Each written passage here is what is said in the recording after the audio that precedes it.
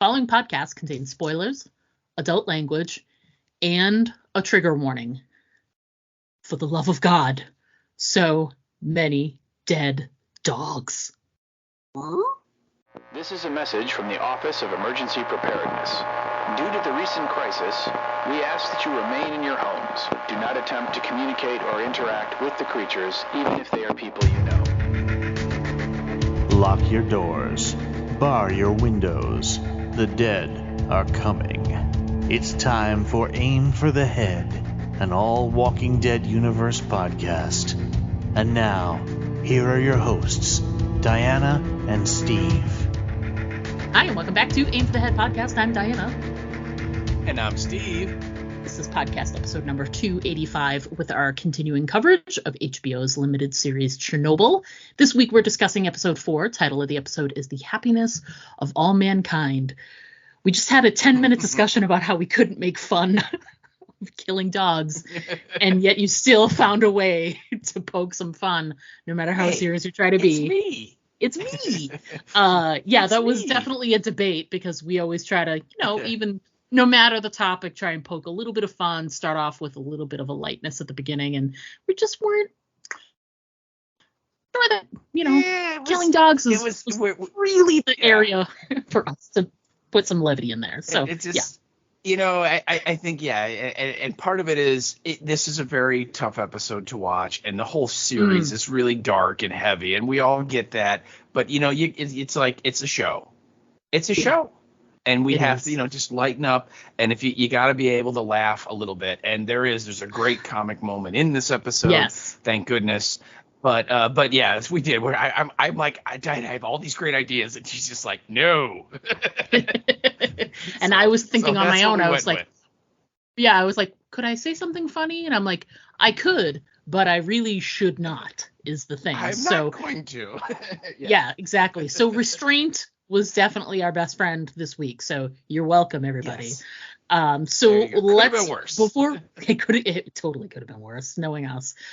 Before we get into talking about our individual points about the episode, let's just quickly discuss our quick thoughts on the episode. I went first last week, and I believe you go first this week, my friend. All right. Well, it's there's so many quick thoughts when you're discussing the dead dog episode, but again, it is just yet another really great episode. I'm not going to lie to you. Mm-hmm. It's a hard episode to watch. Mm-hmm. There is a lot of depression in this, but what I thought was really great about this episode was I don't know what the length, it was like an hour and 3 minutes or whatever the total running time was. They were able to condense literally what millions of Russians went through to clean this situation up and really go through all the things that he talked about, that Legasov talked about last week, destroying all the forests, right, evacuating all of in that huge area, upturning the top layer of soil and burying it under the next. We see examples of all of those things. And then, of course, you have, all of these animals, any of the wildlife that's left, whether it's domesticated or it's actual, deer or, whatever, rabbits, that are living out in the forest. All of that had to be hunted down because it was all contaminated. It was all irradiated. They were all, they were going to die, and they were going to spread it if they didn't, and so you see all of those things, and yet they did it by telling very, very small stories with individual people, whether it's Pavel and his two buddies shooting all the animals, whether it's that poor schlub running out onto the roof at the end, which we'll get to. Oh my God, was that a horrifyingly tense scene to watch? Even like, their efforts with the rovers and the lunar landers and all of that stuff. I mean, it was just really, really great to see the way that Mazin told the story of this, what had to be this immense struggle to clean this up. And again, super, super tough to watch, but wow, it was just so well done. So I really liked it. Not my favorite of the whole series, but again, there isn't a bad episode in here, so it's still good. What'd you think? I really liked it too. I would agree. I still say that episode 3 so far, and I have not watched 5.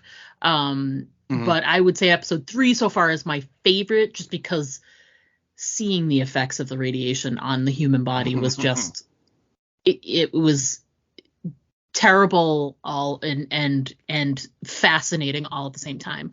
But I did really love this episode, and like you said, it's at a 97 next to a 98. You know what I mean? It's not. Yes. It's not like this is a terrible episode. It just, the impact of it. But I think I agree with you. In the last episode we had Legasov describe, give his doom speech about how, what will have to happen in the exclusion zone, all of these things we will have to do, like you said, turning over the earth and killing all the wildlife and burning all the trees, yada yada. And when he described it, you're like, this is a Herculean task. And when they said 3 years, I was like, wow, that's a long time to be spent like turning over topsoil and all that, And I think, like you said, these little vignettes gave you an idea of the magnitude. I mean, something as small as you only have 90 seconds to scoop a piece of graphite and throw it off the roof. You basically only will be able to move 1 or 2 rocks. And then that's it. You're done. And then the next group comes in and that's it. Like, those are like seeing what they had to work with. And the fact that they came through, it's almost like what the miners were able to accomplish in the last episode, but sort of writ large, people coming together, making it happen. And it, but instead this told it from a much more personal angle. You got Pavel's story, and like you said, the schlub at the end, you didn't really get to know him, but you saw his eye, you saw what he went through. It's you have an idea of what's going to happen to him next based on like the torn boot. Oh my god. But man, they took these larger stories, this large Herculean task, and they turned it into these 2 little vignettes of, personalizing it and letting you see the minutia of the effect on one person that needed to be in charge, well, a part of a crew that goes off and kills any animals they come across. And the domesticated ones, like you said, they run to you, yada yada. So sad. But just so the idea being, you take that experience of Pavel's and then you just sort of multiply it and extrapolate it out from there and get the idea. I mean, yes, there's this physical damage that they undoubtedly did to themselves. I'm sure even everybody who covered themselves, wore their egg baskets, you name it, everybody who was wearing as much protective gear, that had the least amount of, there are still people who shortened their lives by being out there, that helped. Big time. Big time. There's really no data on it, but there's without question, there are people who shorten their lives. So to see one person and what they had to go through for the small task of just this with the animals in this one area, and then when you look at the map and see how big the area is that they had to do, and it's just, it's really, this is the episode that gave you a scope of what they had to do post explosion and how to handle being able to move forward. Like what is life after the explosion? What is, regardless of all the administrative and, possible legal things that I'm sure are kind of coming in the next episode. But in this episode, it is post Chernobyl. What does that look like? How do we handle that? How do we, as a nation, sort of move forward so that we can put that as closely to rest as possible? And it was fascinating. It was absolutely fascinating. It was, like you said, so ridiculously difficult to watch. I could not watch it a second time to be able to prep for the show. And I thought of that. I was like, I thought of you. I was like, he's already seen this episode, and it's fairly depressing. So I feel really bad that he has to watch it again. I mean, all of these episodes have had such an element of heart-wrenching and depressing to them. Oh, but God, I mean, yeah. but come on, this one had dead dogs. I mean, nothing really sort of comes too close to it. So, but yeah. Yeah, I did. Great I agree. I episode. mean, I was going to say that I was, the dead dog policy really bothered me. I was okay with the shooting the cats, though. I was like, yeah, I could see more of that. But the dogs was a bit much to take. So. Oh, God, you're going to make people hate it. Great episode. Lots of really great nuggets. Lots of great scenes, great things to talk about. So I'm looking forward to that. So, yeah, great. So, all right. So before we get into the episode details, let's remind ourselves of the description of the episode we gave last week. This is what HBO has said about the episode. So Steve, why don't you go ahead and read that off, and we will move along. Okay, well, this is, as we said, episode number 4 of Chernobyl, and the title is The Happiness of All Mankind. And the description we have is Valery and Boris attempt to find solutions to removing the radioactive debris. Ulana attempts to find out the cause of the explosion. And that is your very brief episode description. Yeah. I love when they refer to them as Valery and Boris, because I always forget his name is Boris because we call him Sherbina. Mm-hmm. And they call each other by their last names, Legasov, Sherbina. Yes. Homyuk. Right. It's like nobody's calling her Ulana. Nobody's saying Valery. They're all calling each other by their last name. When I first looked at this episode description, I was like, who the hell is Boris? Oh, Sherbina. Yeah. Boris. And I was like, just like Boris. Way to like have the Boris stereotypical Russian name. Yeah, exactly. Boris and Natasha. Lovely. Okay, so yeah. Again, writer and director Craig Mazin, director Johan Renck. Same for all of the series. And we open with a fantastic scene. Another one that sort of, like I was saying, these little vignettes to sort of give you an idea. And this one is the account of what it's like to get people to evacuate that don't want to evacuate. That's right. It's that classic Aesop's fable, the old lady and the cow. Right. That's how I put it. Oh no, wait, down. that's not a fable. I'm sorry. What am I saying? Old lady and the cow. Old lady in the milking can? Old lady and the dead cow. I mean, eventually. Old lady and the revolver. What? Yeah. It was the old lady with the revolver in the barn. That's my final accusation. With the spilled milk. So sad. Notice she didn't cry though. No, because don't cry over spilled milk unless you have cookies, and that would be sad. So, a question for you: Were you fooled by the gunshot? Did you think he had shot her until we see the cow fall? That would be going back to the first time I saw it, because I already kind of remembered that. So when the scene started, I'm like, oh, I remember this scene, So not this time through, but the first time, I would probably say yes, I was. That I thought that he popped her just because, in that guy's mind, he doesn't have time to waste, because every second that he's out there, he's absorbing radiation. So he's just like, she didn't want to leave, fine, bang, you know what I mean? So yeah. I did. I would have to go into yes, I did. What about you? Did you think that he shot her? Yes, and I think too, because I was not expecting sort of that merciful moment, because we haven't had any of those yet, and he was a young kid, and I really feel like this has been, a show that doesn't, they don't hold back when it comes to that kind of stuff. They just don't. So why would they do it there?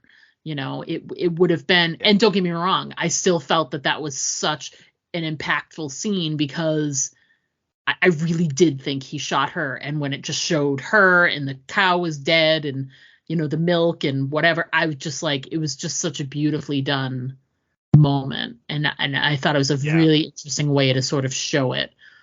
And it does show his mercy to a degree and maybe some of his youth, but it was also very calculated and, Oh, yeah. Well, it was just his way of like, he's just like, we don't have time for this. Old lady, I don't care. It's like, get in the damn truck.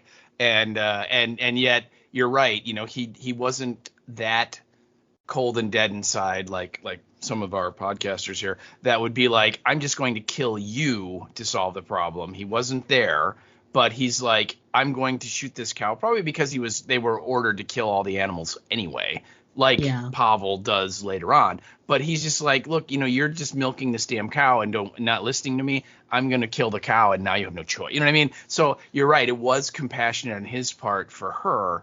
But at the same time, he was just like, look, we have to go. There's no debate. This is not a discussion. You don't have a choice, Yeah. And you're right. It was super powerful the way they did it. Yeah. And it was sort of like the only sort of barrier to you leaving appears to be this cow and your connection to it. And I like that he kept like dumping out the milk. I feel like that was probably like the third or fourth time he had done that because he can't allow her to drink it.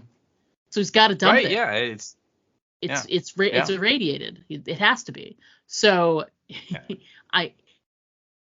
doesn't know yet, but he is actually trying to save her life, and he did it by shooting the cow. By shooting the cow, yeah. And she has a great speech. When she kind of goes through her life, all of the times that, soldiers with guns have shown up and said, you have to leave. And every time up to this point, she's like, no, I'm not going. And she talks like, first it was the revolution. Nope, I'm not going. It was the Tsar's men and then the Bolsheviks. And then she mentions this thing called the Holodomor, which, in the Ukraine in like the early 30s, they had some nonsense about becoming independent from the Soviet Union, and Stalin literally starved the whole country and millions of people died. I mean, it was, almost some people consider it to be genocide, and they talked about it a little bit on the official podcast. And I thought that was cool to just sort of like hit that a little bit. So, yeah. Yeah. But so she went through that and they wanted her to leave and she's like, no. And then she said like her mom and dad and two of her sisters didn't make it. And then the Great War, which is Second World War, happened. And then it was Germans and other Russians. And then her two brothers didn't come back from that. And she's like, still, I'm not leaving. And then I wrote down the end of the line. And she says, after all I've seen, I should leave now because of something I cannot see at all. Because he says, like, you have to leave because of the radiation in the air. And she's like, no. And that's the point where he's like, we're not talking about this anymore. Yeah. He's basically like, she puts up a good fight, and I love her story, and it makes sense. And she's also like, I'm an old lady. What are you trying to save? She's basically saying, I only have probably. She said, I only have a few more years left in me probably, and I don't want to. I want to live them out living here. He's like, you can't. Right, yeah. So what's the point? Yeah, and he's just like, nope, we're going. Oh yeah.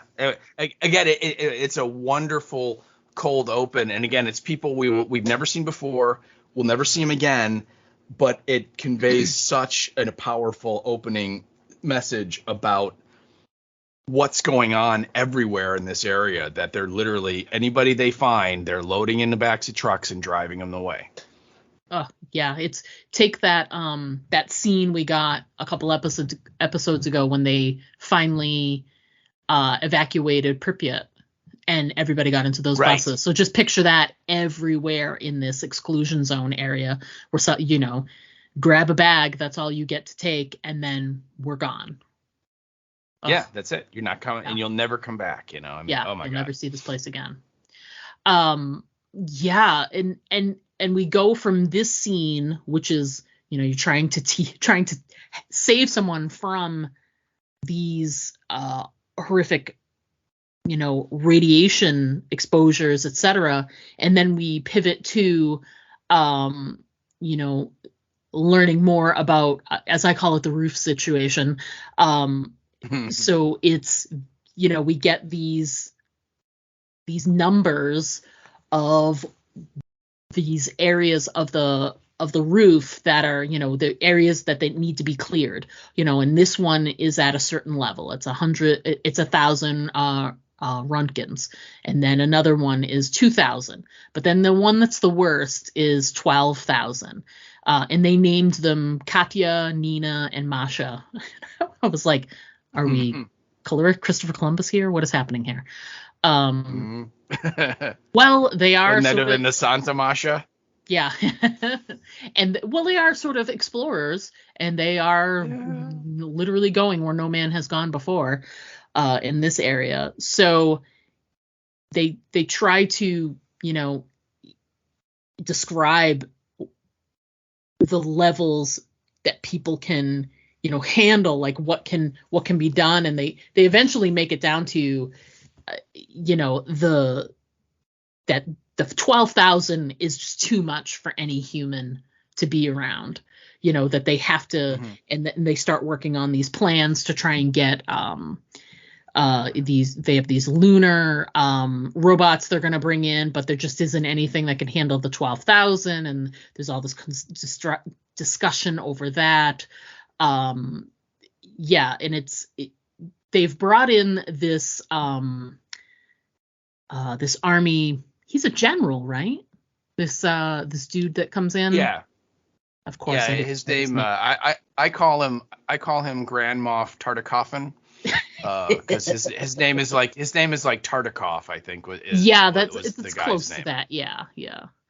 And they bring him in. They're sort of bringing him up to speed on this, and this, and we need men to do certain things. We need robots to do other things. But they're sort of giving him the play-by-play of everything that's happening. And you included some really great quotes from this, these moments, and I love the line that Sherbina says that you included, where he says it'd be fair to say that piece of roof, the one with the 12,000 Roentgens, the Masha, it would be fair to say that piece of roof is the most dangerous place on Earth. And that's impactful, to hear him say it that way. Yeah. And Legasov kind of explains that Katya, which is the 1,000 Roentgens, he says 2 hours of exposure is fatal. Yeah. And Nina, which was 2,000 Roentgens, would obviously twice as much. It would be 1 hour is fatal. And then he gets to Masha, and literally he says 2 minutes. Even if you were wearing all the full protective gear that's available, 2 minutes of exposure would be fatal, and like 1 minute would significantly reduce the length of your life. And then they point out that the machines won't necessarily work on that one because there's so much gamma radiation, and that it just literally, he has some line like, if it's more complicated than a light switch, it will get destroyed. Like circuit boards will just get destroyed by it, and so they're kind of at a law, like you said, because they can't use men because it's too dangerous, and there just isn't, the technology doesn't exist. At least the Soviets don't have the technology that can withstand that amount of radiation, because no one has ever thought to build a machine that could operate in such an environment, because up till now in the history of the planet, that environment has not existed, so they're kind of at a loss. They're like, what do we do? And you're right. Their first thought was they bring in these lunar rovers that they actually did land one on the moon back in the late 60s. And I thought it was great. Sherbina has this great line of, we couldn't put a man on the moon, but at least we can keep a man off a roof. Yeah. I like that line. That was pretty cool. So, but yeah, it was. And the way that Legasov explains it all, and the fact that they're literally like, what do we do? And they're like, well, we're not really sure. That you're kind of like, well, come on, guys, think of something. You got to clean it up. It's funny when they were talking about the technology no more complicated than a light switch would be would not work. It'd be rendered useless pretty much. As soon as he said it that way and it was his terminology, I was like, like a couple of handheld flashlights that you give to people that are about to kill themselves to save your lives. Exactly. Yeah, something like that. I was like, oh, did we not think of that? I would assume they must have. That's why they had the clicker ones. But still, I was just like, yeah, lights, like flashlights, won't work either. So. Right. Yeah. Well, but it's an actual good example for us, the audience, in that we've already seen what radiation does to really low level tech, like a flashlight, in that it burned, those things burned out. And now you're talking about bringing in a robot that clearly, granted, it's 1986 technology, but there's still, there are circuits in there and basic programming and all that. And it's like, yeah, that's going to get, that's going to be turned into a hunk of metal in like 10 seconds. Yeah. Yeah. They sort of, I don't want to say they leave it, but sort of we pivot away from there while they're sort of contemplating, we can use these methods, but that probably won't work on the, 12,000 Rontgen one. Masha, she's going to be hard to deal with. And we pivot away to the great story of Pavel. And it's, I think, we did have these couple of little vignettes that, we discussed. A couple of them we discussed sort of before we started recording. But, we've got the soldier at the beginning with the woman with the cow. We've got the conscripted guy at the very end who ends up going on the roof. So you get these two little, sort of slices of life. But I think that Pavel and his whole storyline really was put there to sort of show, this big Herculean task of needing to clean up this whole area and make it so that the radiation doesn't, spill out or doesn't, drift away to other places. It's this huge task, but it's taken on by a majority of the people are just like ordinary citizens that are conscripted in to do this work. And Pavel just sort of is a stand-in for like the average guy, the average young guy that's brought in to do a terrible task in sort of a small form. And he's brought in as part of the crew that goes around and they have to seek out any loose animals, whether they are, wild animals running in the forest. Things are pretty feral at this point because the people are gone. So, I'm sure deer and things that would normally be a little more wild might be in towns, etc. Plus people had to leave their pets behind. So there's all these animals that they need to sort of gather up and they have to put them down. And, when he finds that out and whatever, you sort of think to yourself, you're like, yeah, deer and, wolves and coyotes maybe and stuff like that. And then right away, it's dogs, domesticated dogs. And it's even described to him, by one of his partners there that, you don't even really have to do anything. They'll come up to you because they're hungry, and the domesticated animals are not afraid of people. They'll come up to you and seek you out. Well, so they don't have to do as much work. They will come up to you.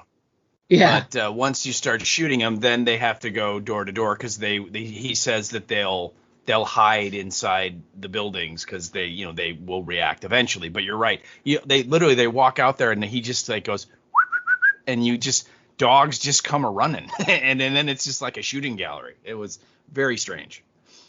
Yeah, it's and the whole thing. Now it's broken up into two scenes. Obviously, we get we get Pavel, the inexperienced, the young boy, sort of. He's only 18. He says, these guys he's paired with are a lot more mature. They seem older. At least the one, Bacho, is like he went to Afghanistan.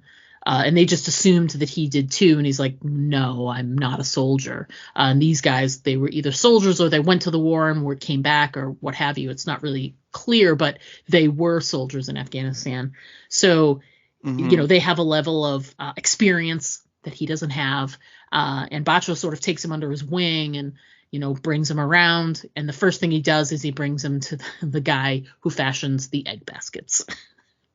Because you gotta look out for the eggs and make sure that they stay in the basket and nothing comes into there. So I'm curious if something as small as that helped keep the population still going down the road, because these young guys, someone was smart enough to say, listen, you may not have anything else covered, but you got to cover your balls pretty much.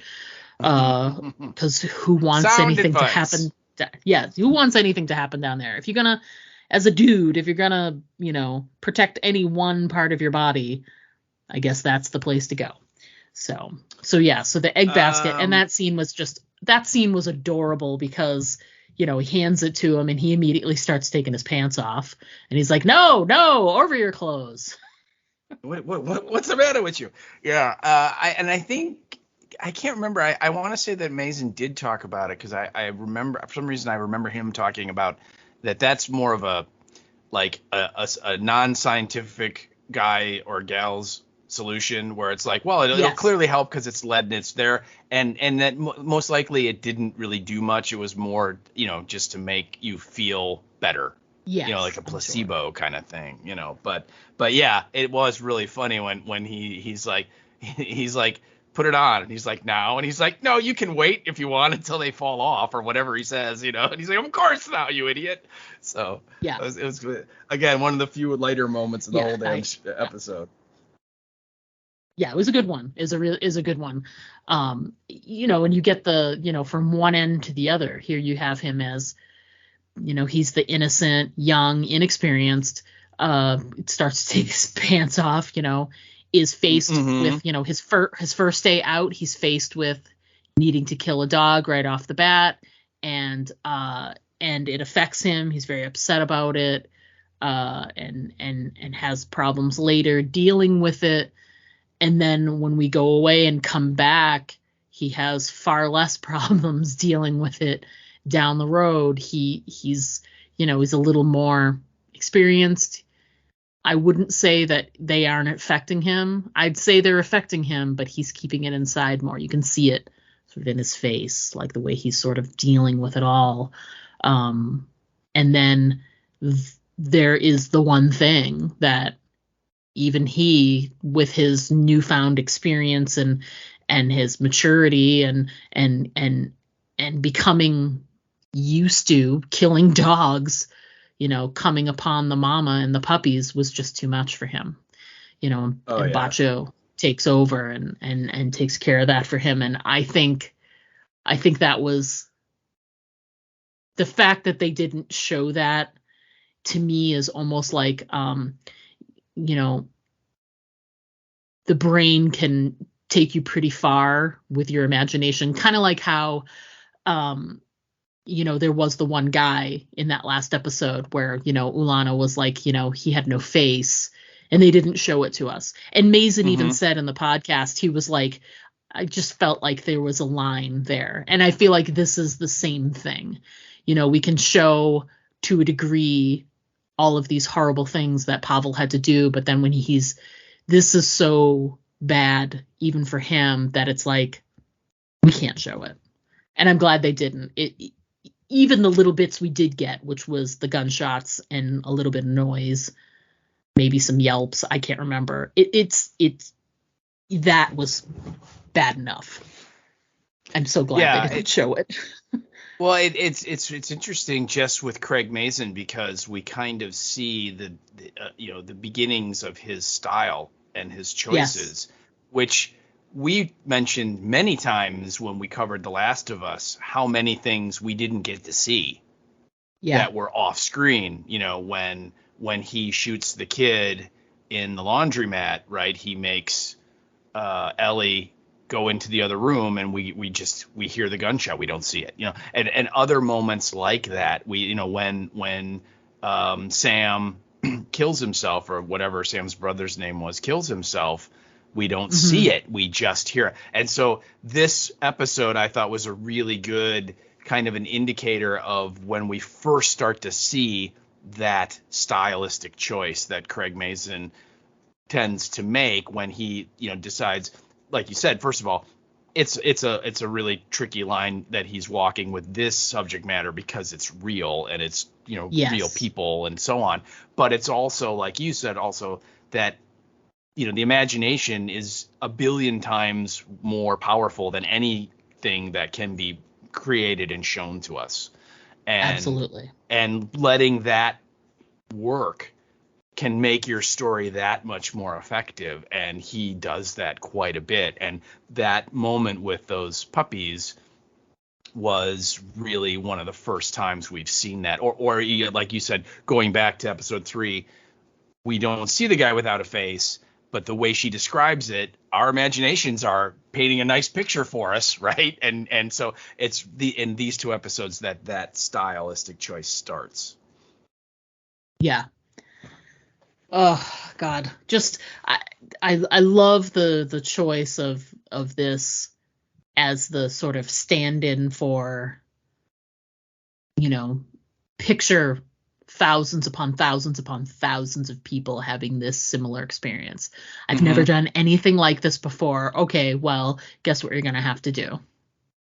And it's any one of those things that Legasov said, like we said, turning over the earth, scrubbing down vehicles and getting all that stuff off, burning the forest. There's a scene where they're either dropping, incendiary or like an Agent Orange kind of a defoliation chemical. They're just spraying it over the forests and stuff. Yeah, I mean that was amazing. And I just going back to Pavel, when he first starts, when they're actually, they pull up in the truck and the 3 of them get out and they get out the guns and the bullets, and he doesn't even know how to load the rifle, right?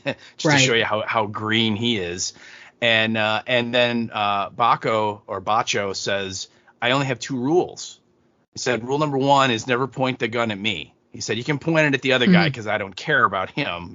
Again, kind of a funny bit, but he's like, you never point it at me. And he goes, second is you never let the animals suffer. If you shoot them and they don't die right away, you shoot them and you keep shooting them until they're dead because they shouldn't have to suffer, which is an interesting statement from that dude, because that dude is a seasoned veteran from Afghanistan. And if you know anything about the Soviet role, war in Afghanistan, that was brutal.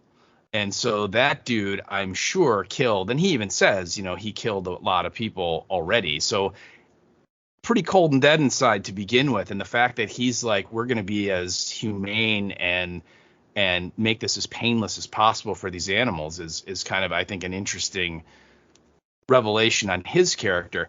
But he says that to him, and then when Pavel finds the one dog and he shoots it, the first one he shoots, and it's not dead, and Pavel is just like, he like almost is like going to come up to it and kind of like pet it or something. I mean, he is just kind of taking it all in, and Bacho then shoots the dog and comes up to him, and and I think he also say, if you break any of these rules, I will kill you, right? Doesn't he tell him that? And he's not kidding, right? I mean, you get the sense that he is deadly serious, that if I catch you, letting these animals suffer, I will put you in the ground, kid. And literally, it's day 1, first dog. He's breaking rule number 2, right? Yeah. But it's more shock. I mean, he's just freaked out. It's not that he's malicious and sadistic and wants to let the animal suffer. He's just freaked out that he shot that dog, right? Right. And so Bacho then puts it out of his misery, and he looks at him, and you're like, oh my God, is he going to kill him? Because he broke the rule. And he just tells him, don't let them suffer. And then it cuts to the 3 of them, and they're like eating lunch at this table set outside in the street somewhere, right? It's where the big banner is, where we get the title of the episode. Yeah. And he tells this story about, the first person that he ever killed was this guy in Afghanistan, and he kind of came out of nowhere and he shot him in the stomach. And he's like, there's a war story for you. It's never quite like in the movies. They're all awful. Yeah. And he tells Pavel, what you're feeling right now is totally normal. And you said normal. The only difference is for most soldiers, it's a man that you shoot. It's, in your case, it's a dog, but it doesn't matter. It's the same feeling. And he had this great quote that I wrote down when he goes, Baco says that after he shot that guy in the stomach, he's like, I was so freaked out and scared I couldn't pull a trigger the rest of that day.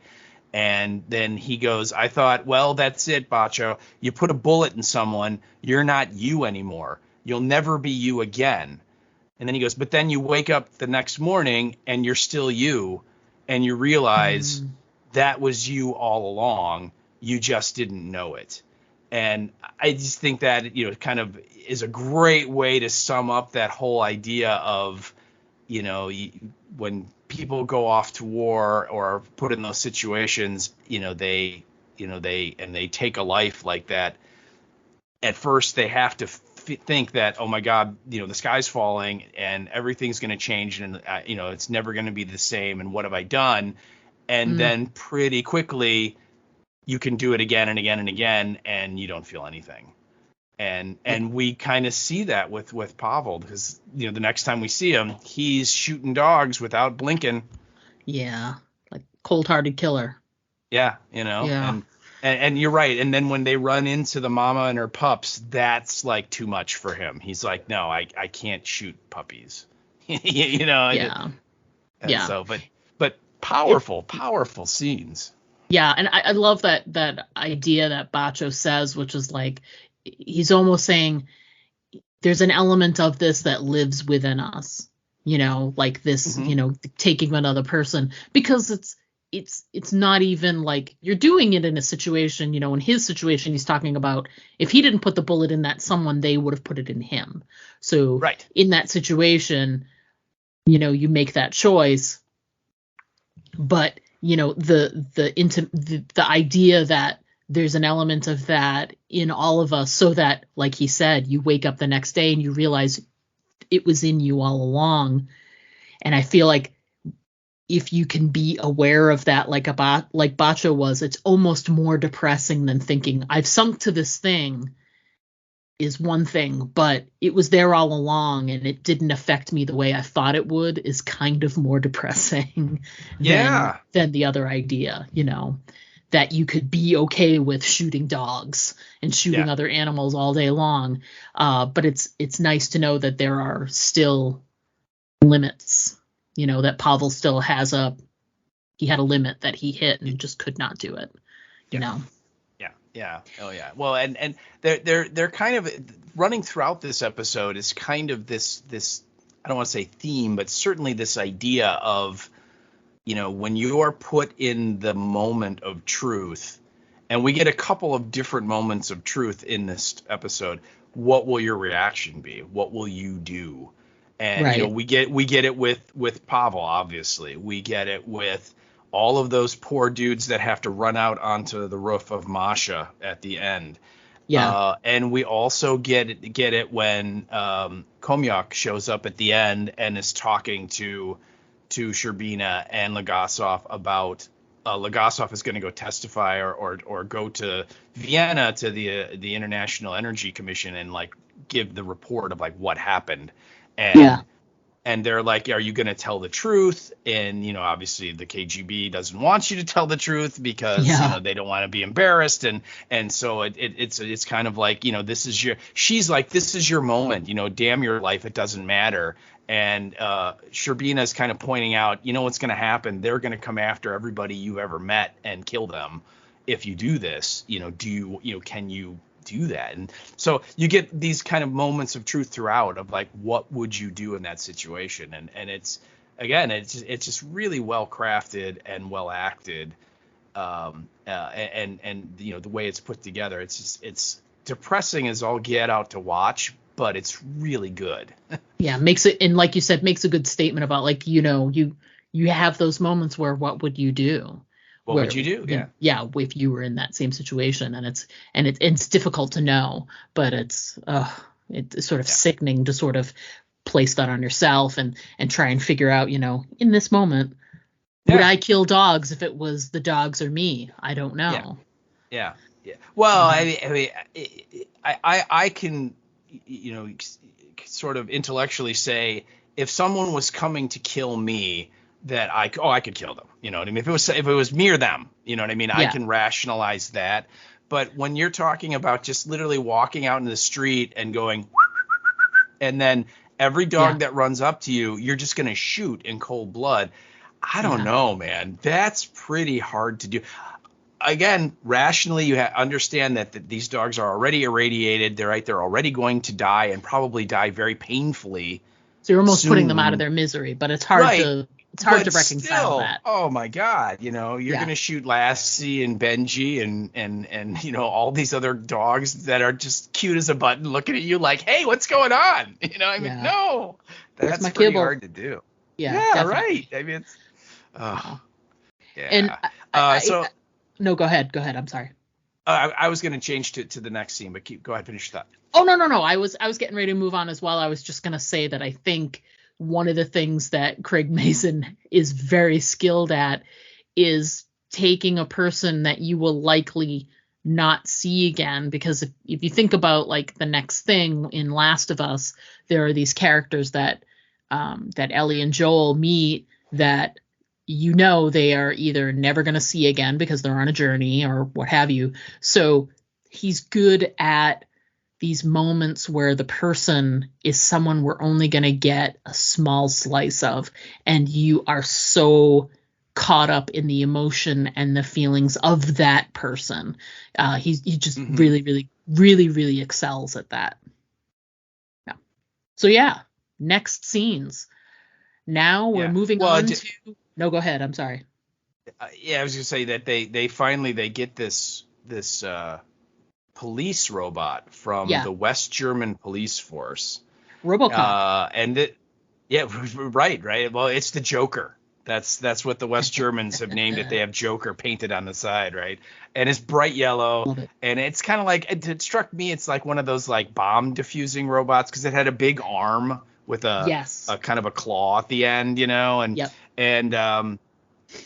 again, this is from West Germany, so this is technically a democratic country. So the Russians had to go to the West and say, hey, we don't really have anything to do this. Can you help us out? And of course, this for a little bit.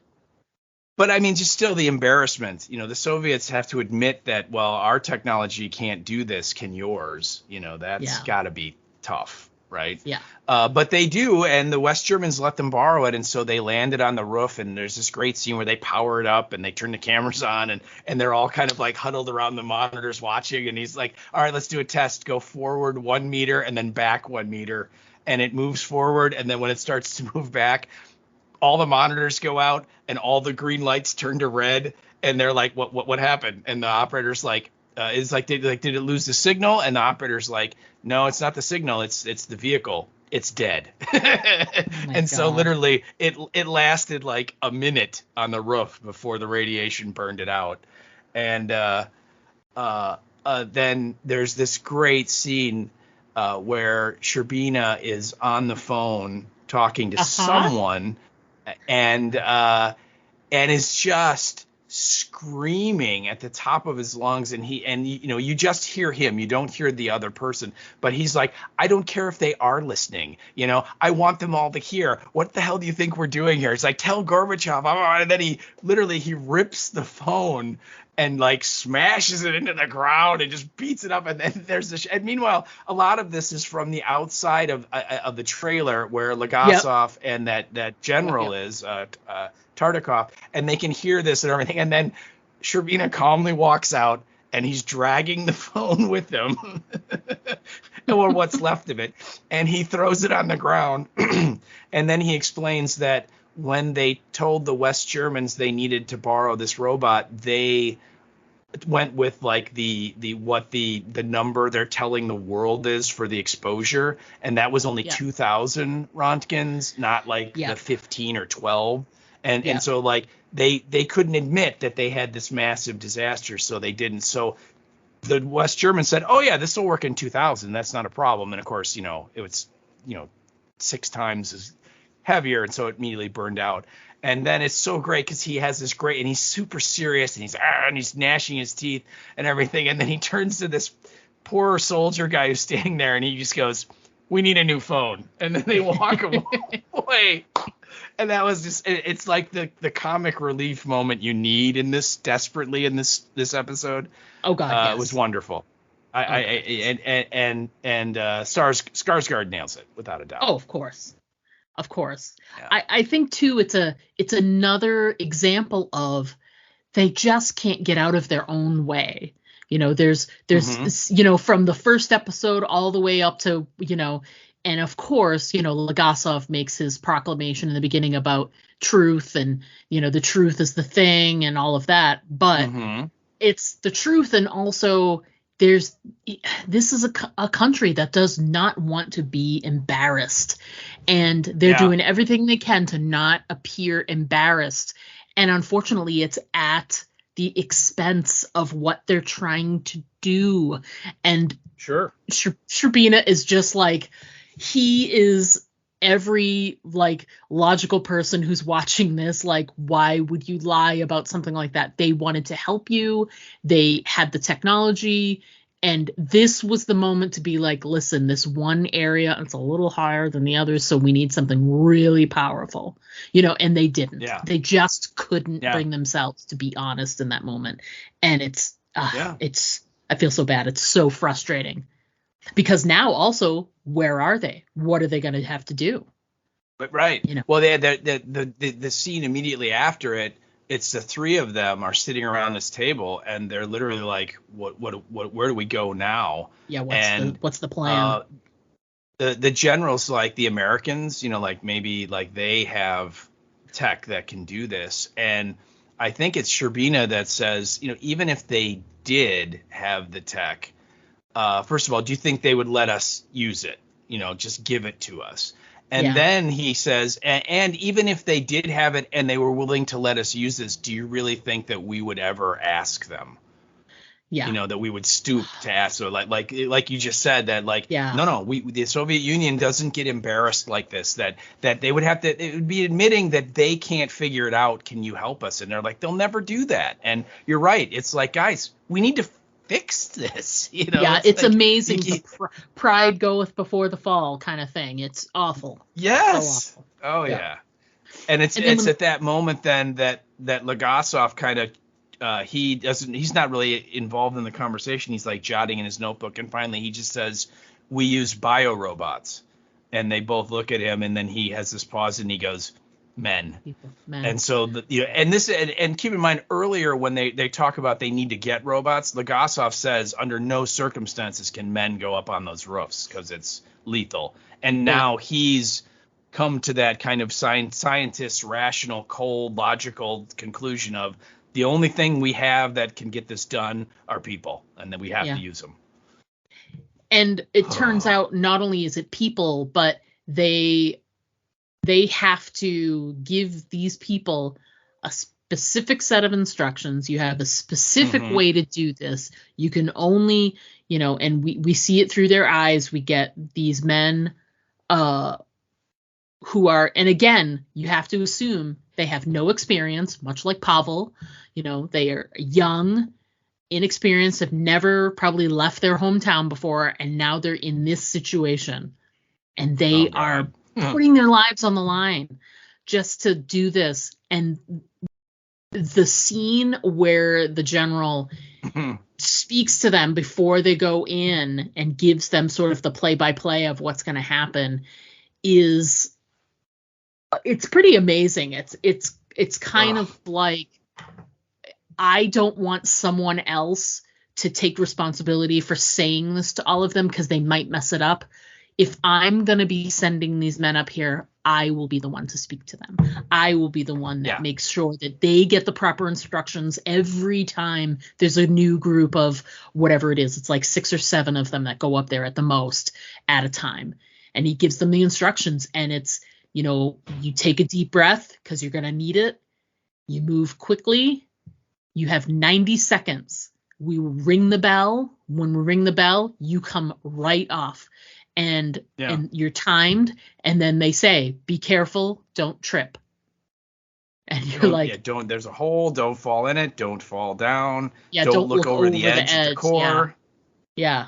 And the other thing too that I don't know if this came through as clearly as I mean, because I've seen it a couple times, obviously, but all those guys that they bring up there, they run out there and do that one time, and that's it. Yeah, and then they're done.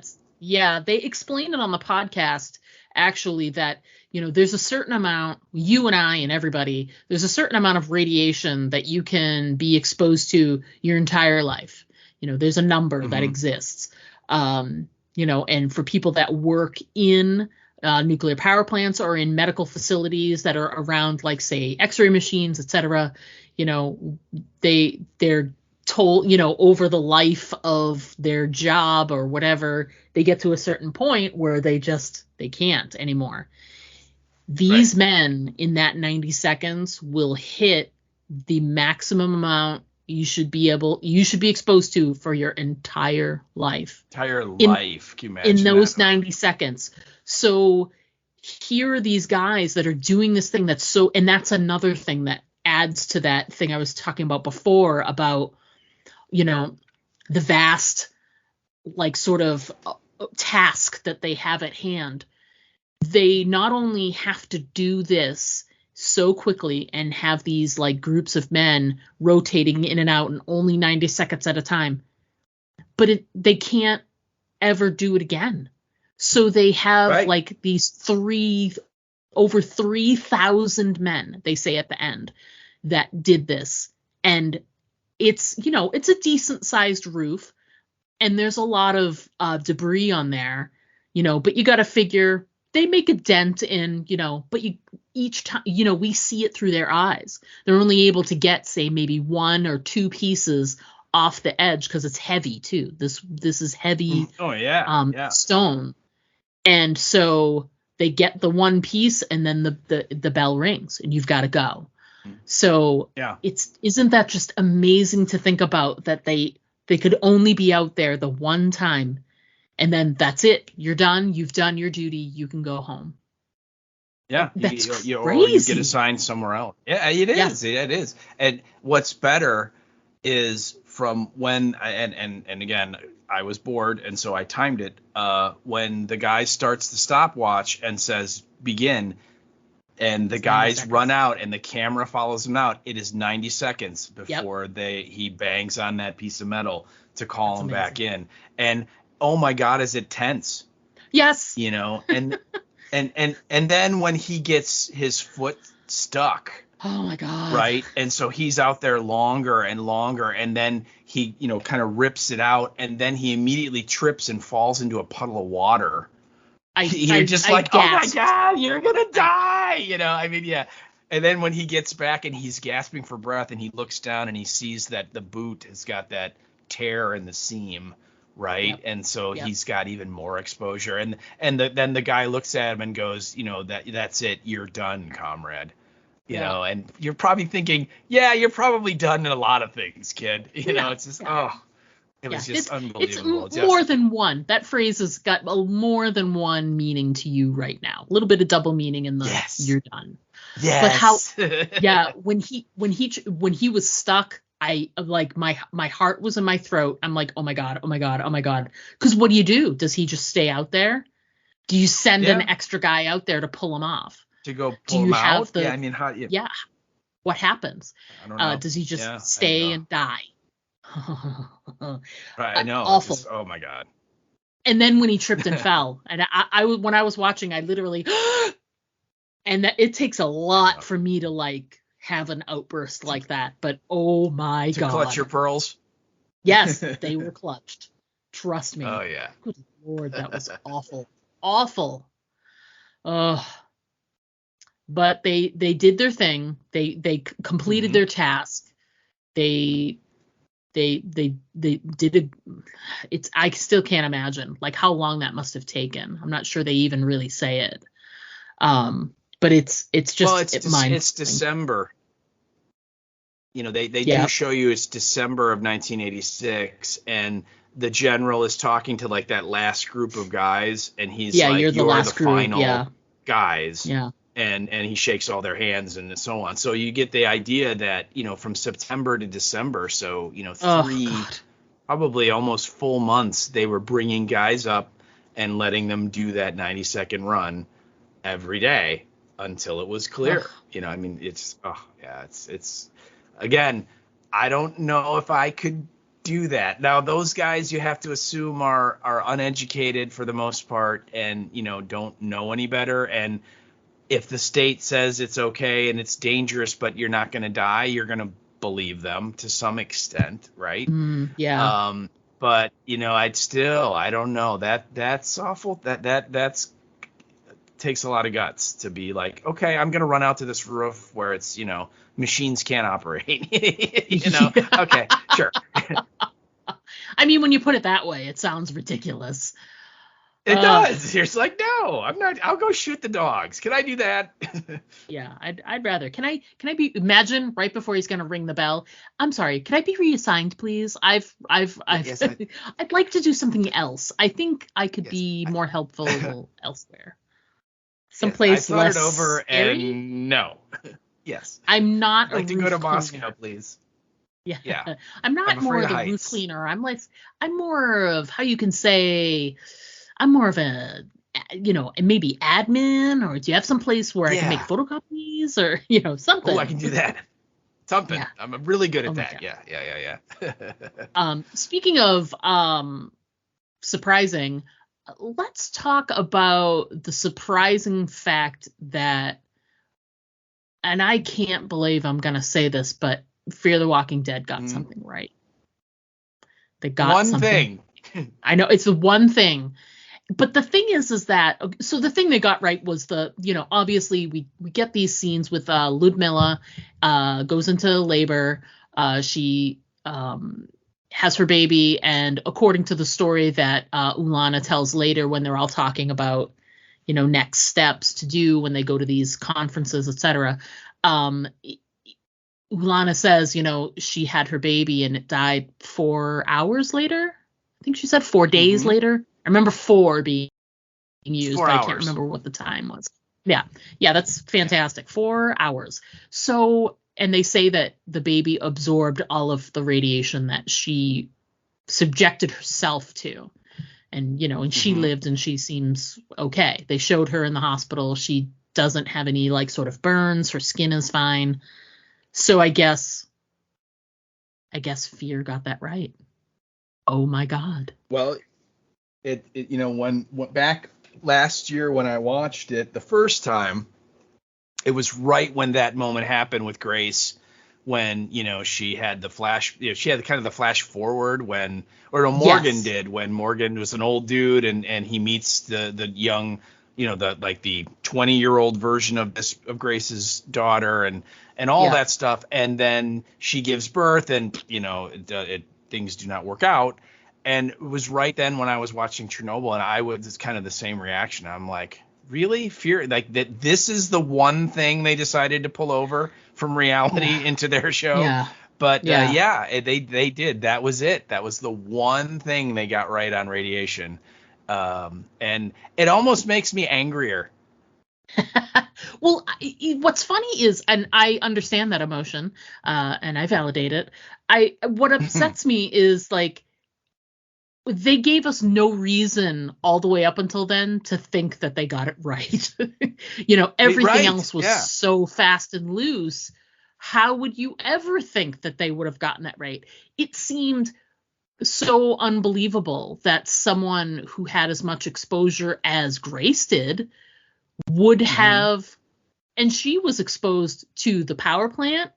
Then they all have at least some type of exposure to the the warhead, the warheads. The nuclear Sorry. explosions. Yeah, Yeah, right. so she's got that doubly, not as many people had the exposure to the power plant stuff, but she did. So Yeah. it was the fact that she had all of that exposure and she didn't have any symptoms, no nothing, made no sense amidst all this other stuff. Now, other people didn't have symptoms either, but it just, I don't know. When that moment happened, we were so far forward from everything. It felt so, it was not earned. They got it right, but it wasn't earned, because they got so many things wrong that they could have easily have gotten right if they just, I don't know, wrote better. Yeah.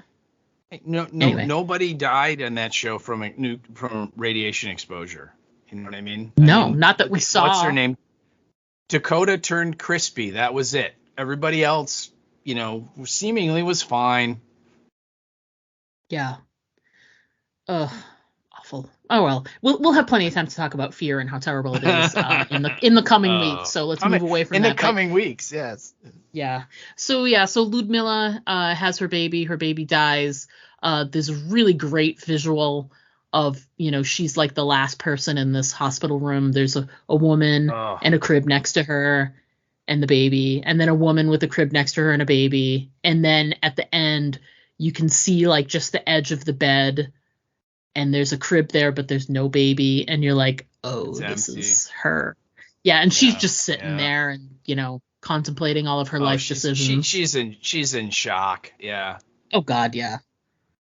But it was just visually amazing. Just crazy.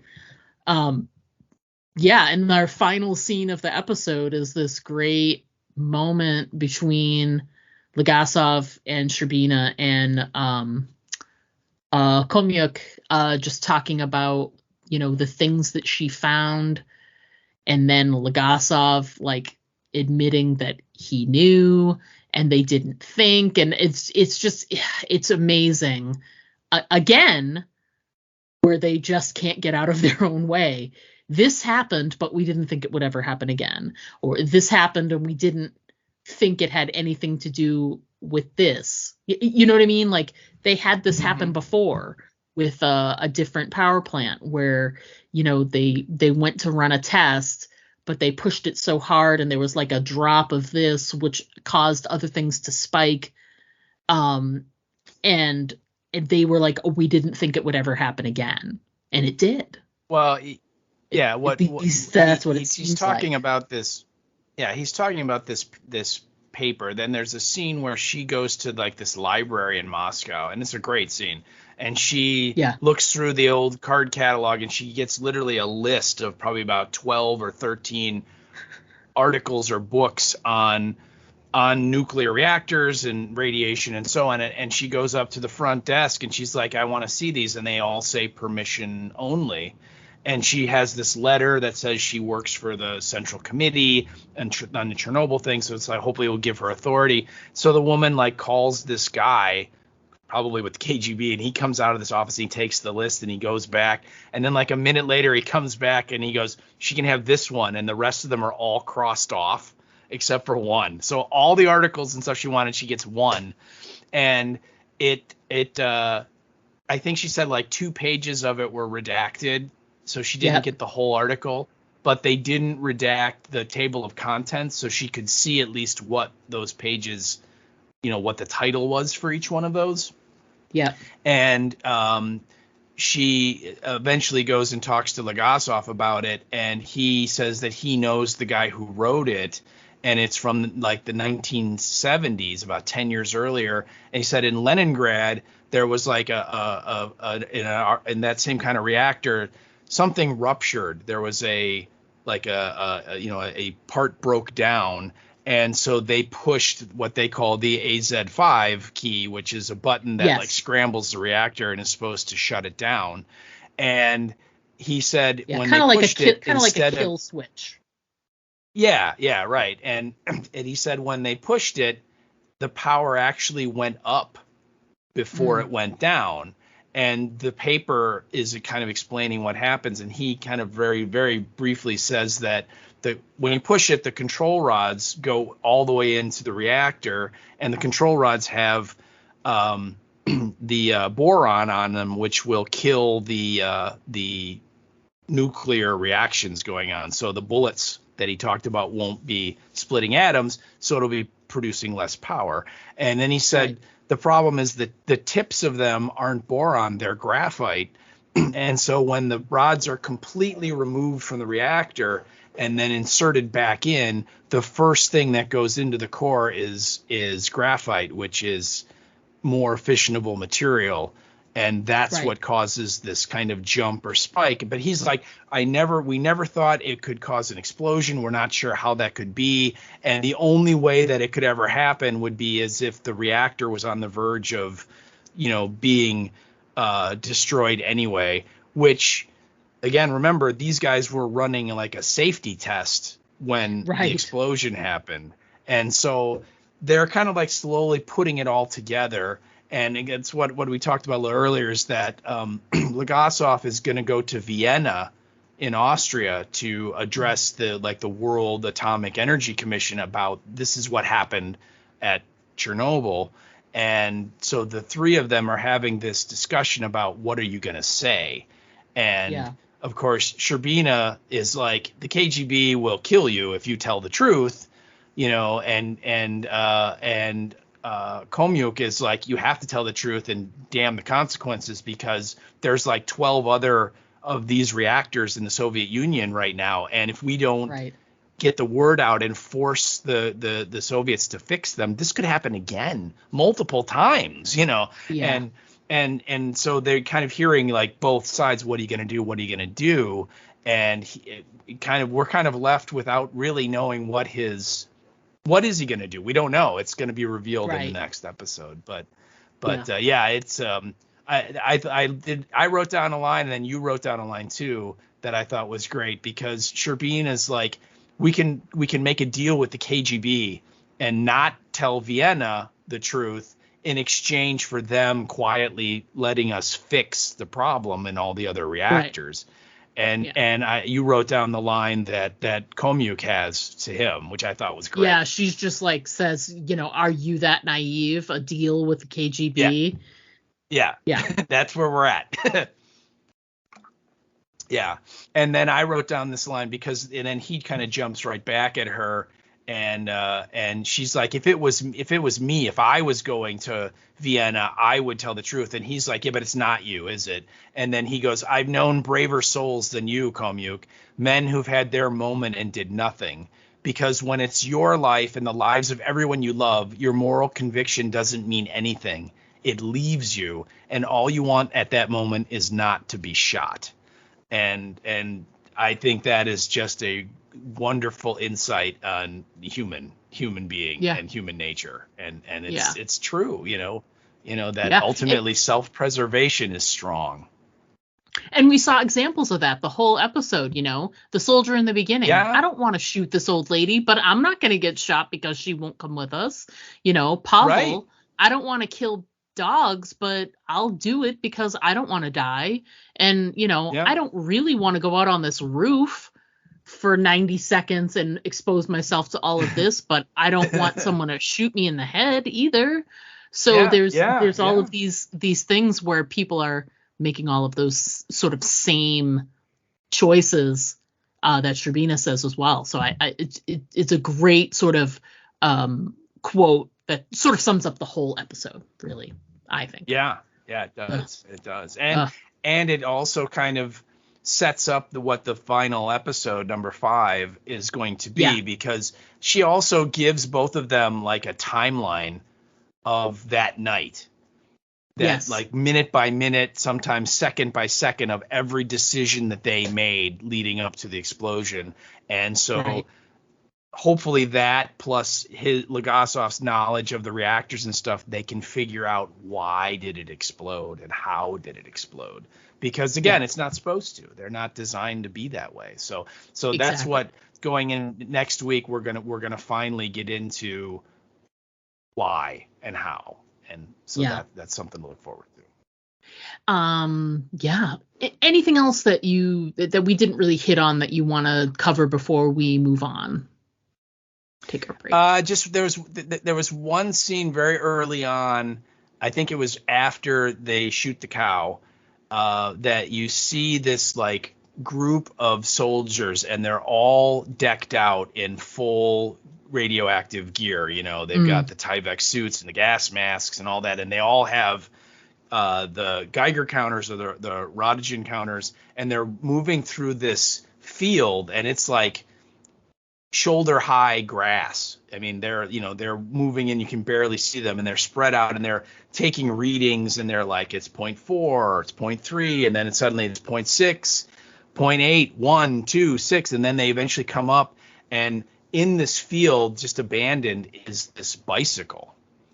Oh. And it's lying on the ground, and literally it's at like 12,000 Röntgens. So it just shows you that this field that at the beginning, as they're walking through, there's very low level radiation. It's not much at all. And then just in the middle of it, some kid or some person left their bike there, and that bike, that metal, absorbed tons of radiation and is just literally glowing, right? And it just, again, the sound design of it with the Röntgen counters going crazy, and you hear the guys breathing through the mask. I mean, it was just a really effective scene of just like, oh my God, this thing is everywhere. It's huge. You know, how in the world could we possibly clean this up? You know, it was very, very powerful scene, again, right at the beginning of the episode. I thought it was pretty cool.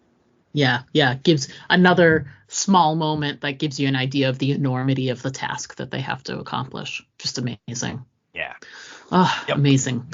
Okay, well, we're going to go ahead and take a quick break. When we come back, we're going to discuss our listener feedback and what is coming up on the podcast. So stick around, because unlike the dogs, we'll be right back. Now there's about 20 of them out there. What will we do? Don't worry, we're safe in here. They'll never get in. Why is it that in every zombie story, people always think that their safe haven is invulnerable? I know. It's like, hello, the walkers are totally going to get in. You better get ready for it. No! Diane, get behind me. No, it's not stopping. Do something, Jack! And another thing, how come nobody in a zombie story has ever seen a zombie story? Do you know how much time in human life would be saved if just one person in the group was up on the genre? What do we do? Aim for the head. What? Aim for the head. You heard them. Aim for the head. Quick, Diane, I think we should try and fix the barricades. I think we should listen to them. Now, that's the first good idea they've had all episode. I still don't think they're gonna make it. Aim for the Head, a weekly podcast covering the hit AMC programs The Walking Dead and Fear the Walking Dead. Join hosts Diana and Steve as they recap and discuss the latest episodes. Aim for the Head, available on iTunes. You can also follow them on Facebook.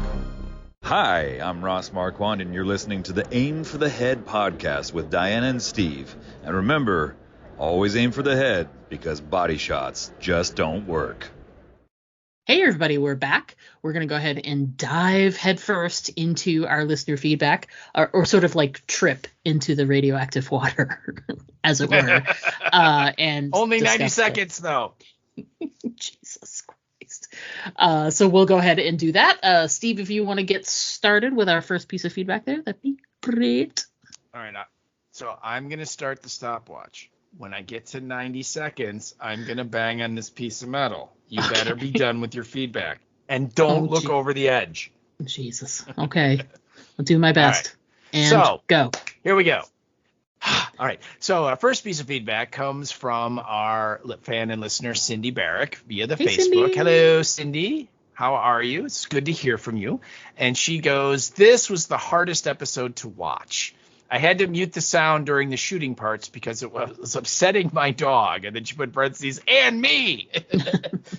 So the rest of it was great, though, was her comment. And she when she said the and me, she had the kind of oh no emoji on added on. So and I agree, yeah, the shooting sequences, it's tough, because those dogs, they looked adorable. They're just like, hey, what's going on? They do. Like I said, the cats, shoot all of those, but yeah. Ah, jeez, look at that. I'm a cat owner. You're such a pain in the ass. Anyway, Cindy, thank you so much for writing in. Oh, God. All right, next up, we've got Penny Lennox, who wrote in via the Facebook, who's never going to listen to us again, Steve, because she is a cat owner. Thanks a lot. We've done. Anyway, so Penny writes in and says, the puppy killing episode, right? That's what it's going to be called. Mm-hmm. That's what it's the called. answer to the question, how can we make sure absolutely every single viewer, even the most hard-hearted, is traumatized? I guess. Yeah, that answers that question. She goes on to say, the episode does contain one of my favorite scenes, Sherbina unloading on some bureaucrat on the phone. I love the choice to show the scene mostly from the outside of the trailer as Legasov and others calmly listen. It was so satisfying to hear him lose his temper. Then Skarsgård's dry delivery of "we need a new phone" is the only funny part of the episode, and we really needed it. Agreed. She then goes on and says, I have a suggestion for other viewers. After you watch episode 5, go back and rewatch episode 1. No. Okay. Damn it. Okay. You heard her, everybody. I guess that means me too, since I've seen 5 before. It's actually a good idea because of what's going to happen in episode 5, and I won't say any more than that. But I agree with you, Penny. I think that's a really good idea because it works, and you'll have to watch next week to know what I mean if you haven't seen it. Okay, and that's all we're going to say about that. Okay, that's it. All right. Well, thanks for writing in, Penny. As always, we look forward to your feedback next week as well. So yeah, thank you. Absolutely. Thank you, Penny. All right, moving on. We got more feedback via the Facebook, and this time it's from Teresa Harper. Hello, Teresa. And she, of course, is our you know what? All my feedback just disappeared. So I can't read it. Oh, gee. I don't know what happened. Hilarious. It's just on my screen here. And no, it's back. Okay, that was very strange. All right, so that was weird. Here's what it is. So, and again, just to catch everyone up, Teresa is our win-win gal from I think last week in the feedback. So, so she goes on to say, so my win-win explanation, because we kind of wanted some clarification on how she defined win-win, and she goes, win. I'm a busy woman, so I don't have time to watch Chernobyl. And then she put parentheses, yet, LOL, so I can listen to you guys recap this amazing show. And then she goes, win.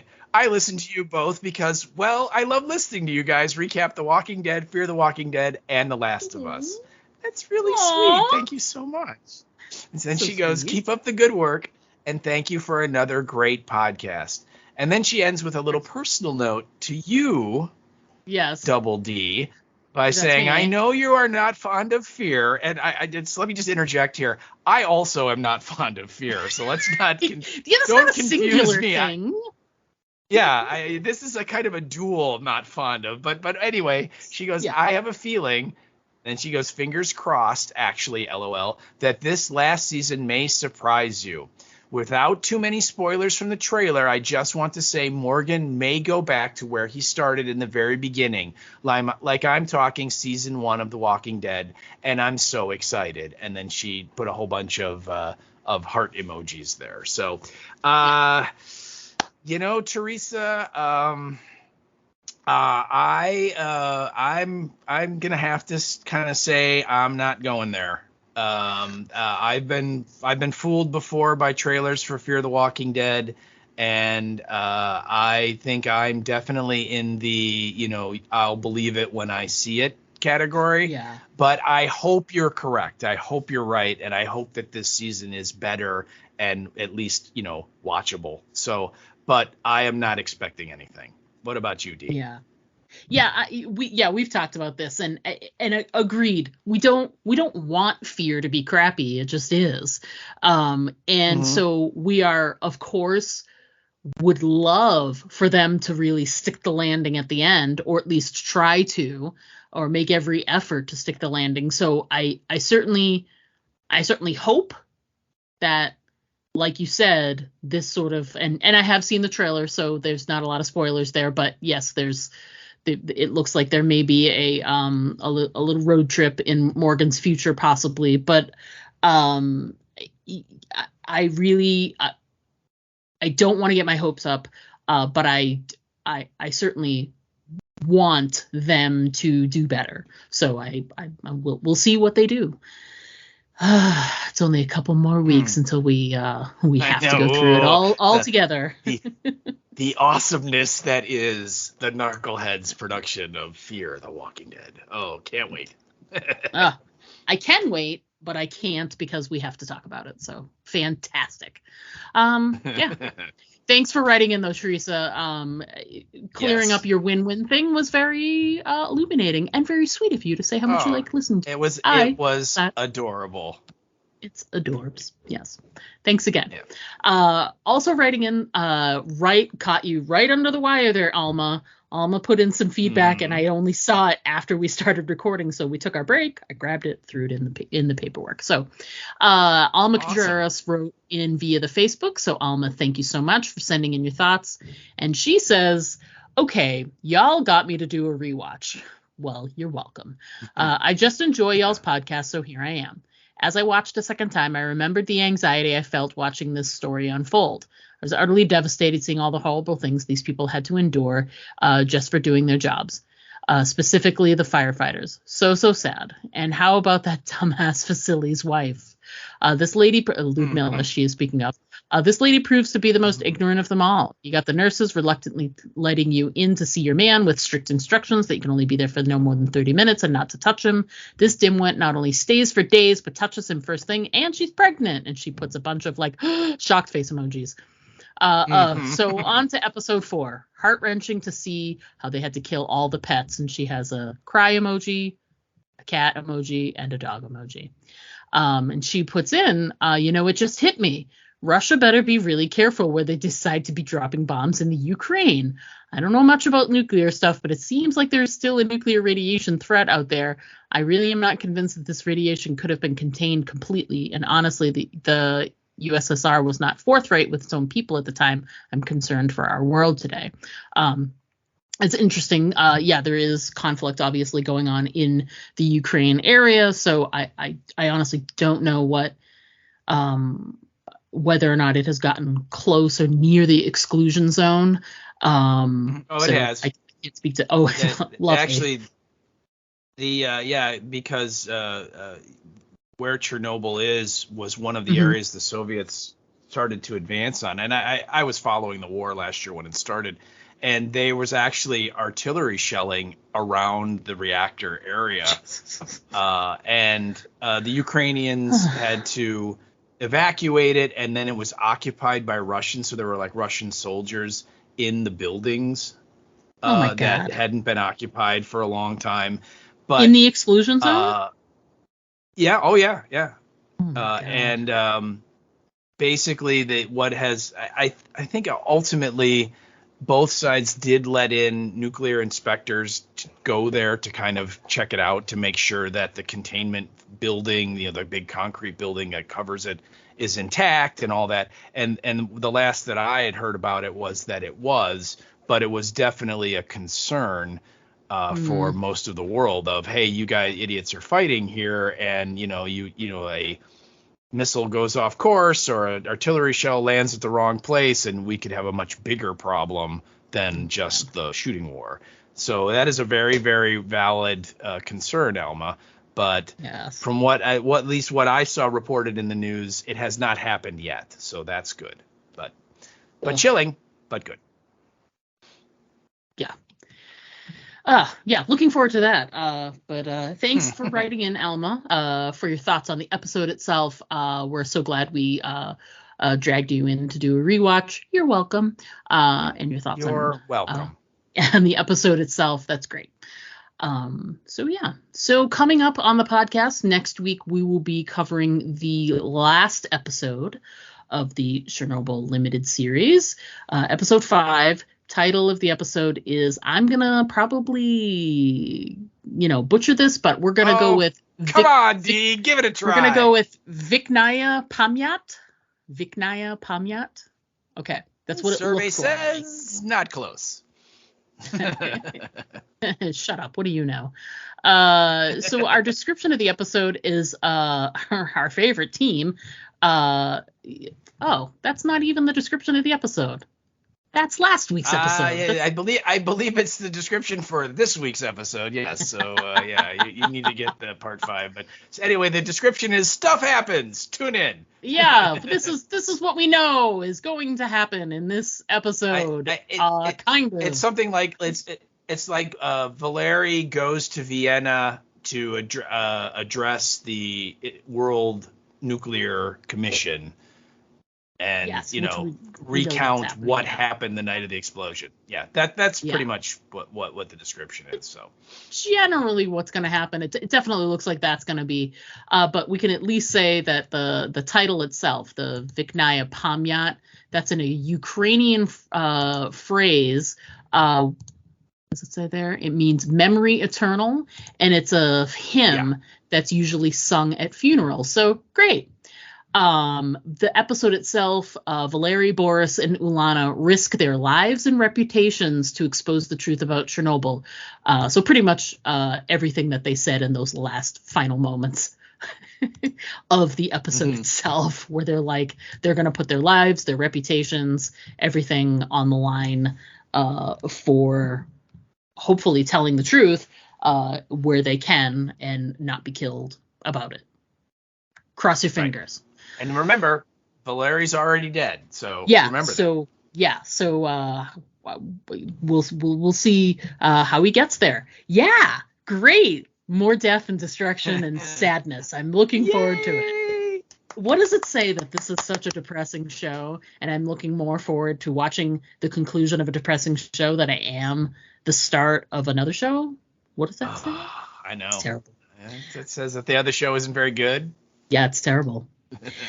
There was one really cool thing that happened this week that we can toss out there. There was. They released a trailer for the next part of Dune. Speaking of Stellan Skarsgård.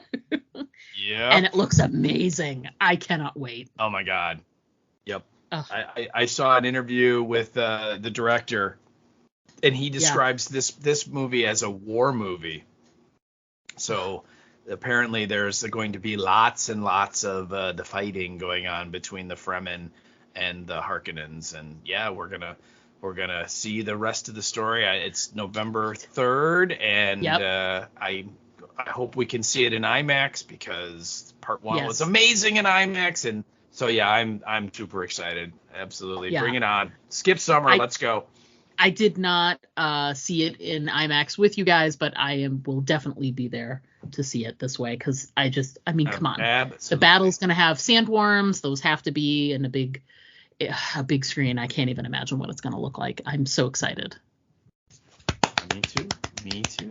I know. Something to look forward to. Yep. Very much so. Yeah. I don't think there's anything else going on that we need to talk about. Well, actually, there's one thing. Oh, jeez. It's always something. Yes, and this is on Hulu. There's a show called Saint X has just started. I believe they dropped a couple episodes right away, and then they're going week to week. And this, of course, is the show with my future Australian ex-wife, Alicia Debnam Carey, in. This is the first project she's done since she left Fear last year, and so it's now available. And I gotta say, I've watched a couple of them so far. I'm not completely caught up yet to current, but it's weird to see her walking around like in New York City with like other regular people, and not be like in the apocalypse fighting zombies. A little weird. Yeah. But yeah, it's an interesting story. It's kind of told. It's like 2 stories running. There's a current time and there's a flashback story. And basically the flashback story is when she's a little kid, like 9 or 10 years old, and she's in St. Bart with her family on a vacation, and her mom is played by Betty Brant from Breaking Bad. Oh, yeah. Who I love. She's great. And yeah, she played Marie, Hank's wife. Hank's wife, right. She's Skylar's sister. Yeah. Yes. And so they're there and they're on a family vacation, and she's there also with her 19-year-old sister who's about like 9 or 10 years older than her. And on this vacation, the older sister ends up dead, and the police investigate and they determine it was an accidental death. And so now in the present, Alicia's character is traumatized by this, and she was already a really introverted kid before this happened, and it really made it worse, and her friends are all concerned about her and so on. And the story that they're telling is she runs into someone in New York City that she thinks was someone she met on the island when she was a kid, and this brings back all the memories, and she's thinking that this person can shed some light on what actually happened to her sister. And so we're doing that storyline while the flashback is like slowly showing us what happened in the past. Mm-hmm.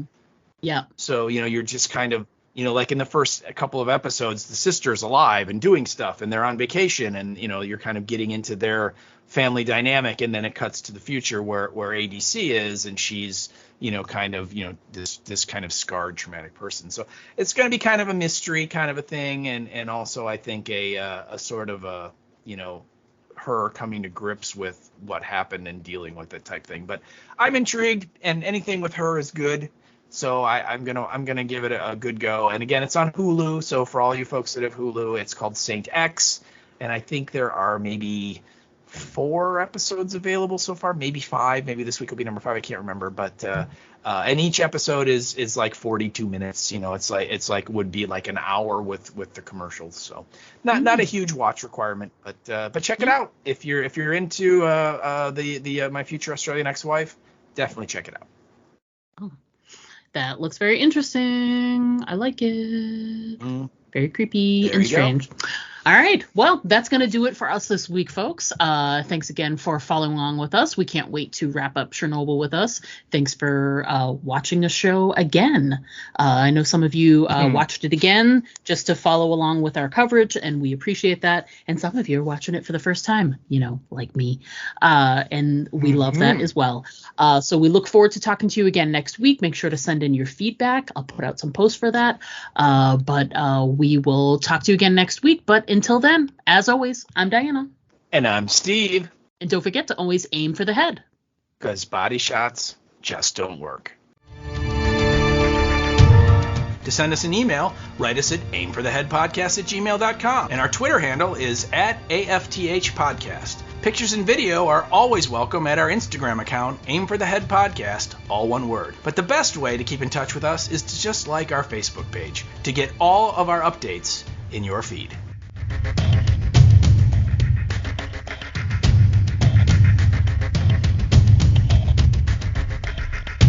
Oh my God.